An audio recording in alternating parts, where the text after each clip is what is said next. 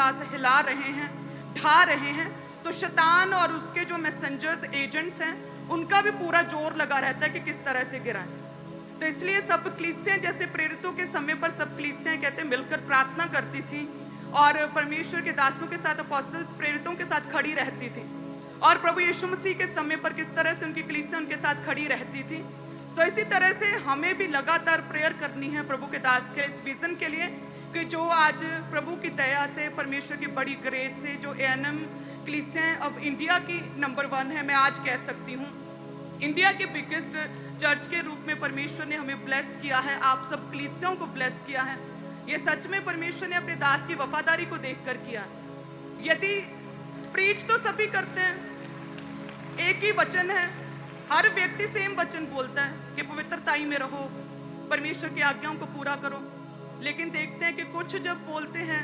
Apostle जी जब बोलते हैं आत्मा से, तो किस तरह से रूहें बचाई जाती हैं, किस तरह से वचन सुनने से उनके जीवन में वो काम आता है, किस तरह से दुष्ट आत्माएं भागती, बड़ी बड़ी बीमारियों से परमेश्वर हील करता है। जब वो बोलते हैं, प्रभु के अभिषेक दास मसा पाए हुए जिनकी लाइफ में मेहनत है परमेश्वर की, जब वो बोलते हैं तो लोगों पे उसका असर होता है। वह वचन तो सेम है, सब सेम ही बोलते हैं, असर किनके द्वारा होता है, किनको परमेश्वर बढ़ाता है, जिनमें परमेश्वर का मसा ठहरा हुआ, जो प्रभु के वचन को पूरी तरह से सेंट मिंट करके फॉलो करते हैं और पूरा करते हैं। हालेलुया।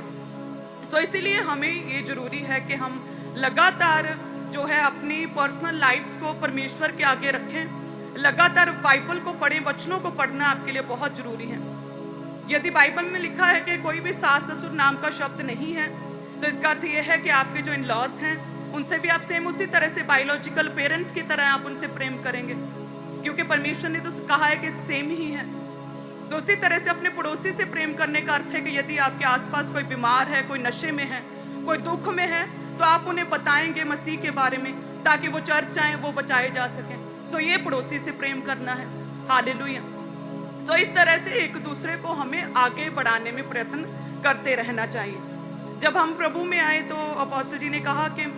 अपने विरोधियों को क्षमा करो, जिन्हें आप लाइक नहीं करते हैं उनसे प्रेम करो। तो हमारे लिए बड़ा कठिन था, क्योंकि हमारे गांव में एक परिवार था जिनके साथ हमारी कभी भी बनती नहीं थी, मेरे पेरेंट्स की। तो जब वचन को पढ़ा, अपोस्टल जी ने वचन दिया,